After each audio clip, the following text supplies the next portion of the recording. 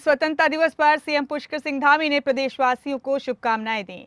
इसके साथ ही सीएम धामी ने स्वतंत्रता सेनानियों, अमर शहीदों, वीर वीरांगनाओं, राज्य के आंदोलनकारियों समेत राष्ट्र निर्माण के लिए अपना सर्वोच्च बलिदान करने वाले शहीद सैनिकों को श्रद्धांजलि अर्पित की।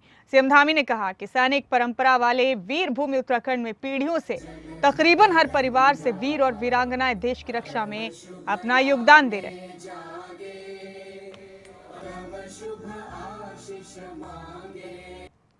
हमारे राज्य के लिए स्वीकृत Uttarakhand integrated horticulture development project Uttarakhand में औद्यानिकी के क्षेत्र में मील का पत्थर साबित होंगे।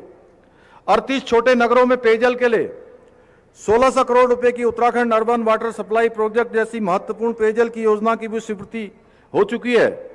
952 करोड़ रुपए का Uttarakhand climate rainfed farming project भी स्वीकृत किया जा चुका है। देहरादून और मसूरी में अंतर्राष्ट्रीय स्तरीय ट्रांसपोर्ट इंफ्रास्ट्रक्चर के लिए भारत सरकार द्वारा 1750 करोड़ की परियोजना के लिए स्वीकृति प्रदान की गई है। इसी के साथ साथ लंबे समय से जिनका हमें इंतजार था, जमरानी और सोंग मात परियोजना, इनकी भी सैद्धांतिक रूप से हमें सहमति मिल चुकी है तथा 300 मेगावाट की पिछले कई दशकों से रुकी हुई लखवाड़ बहुउद्देशीय परियोजना का कार्य भी गतिमान है।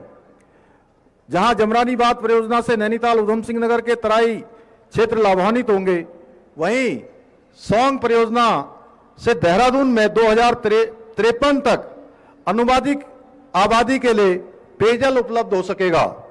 उधम सिंह नगर में एम्स का सैटेलाइट सेंटर बनने से एक बड़ी आबादी को उच्च स्तरीय चिकित्सा सुविधा मिलेगी। इसके लिए भारत सरकार द्वारा 700 करोड़ रुपए का बजट जारी कर दिया गया है। बहुत जल्द ही हम भूमि का पूजन भी उस स्थान पर करने वाले हैं। मैं आज इस अवसर पर हमारे आदरणीय प्रधानमंत्री नरेंद्र मोदी जी का आभार व्यक्त करना चाहता हूं कि उन्होंने हमारे छोटे राज्य में भी G20 की एक बैठक नहीं, दो बैठक नहीं, बल्कि 3-3 बैठकों का आयोजन करने का हमें अवसर प्रदान किया। यह हम सब उत्तराखंड वासियों के लिए एक बड़ी उपलब्धि है।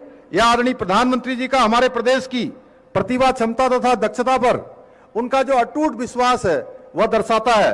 भाइयों बहनों, प्रदेश के मुख्य सेवक के रूप में कार्य करना मेरे लिए सौभाग्य की बात है।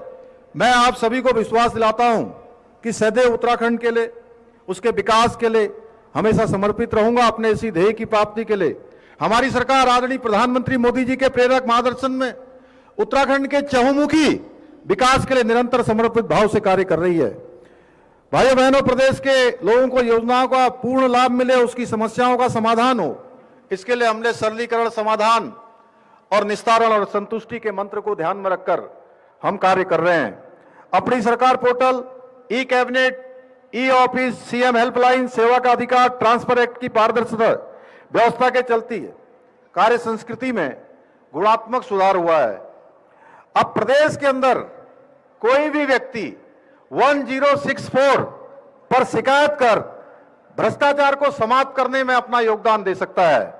भाइयों बहनों, अपने वादे के अनुसार शीघ्र ही हम देश के अंदर पहले राज्य के रूप में समान नागरिक संहिता को प्रदेश के अंदर लागू करने जा रहे हैं।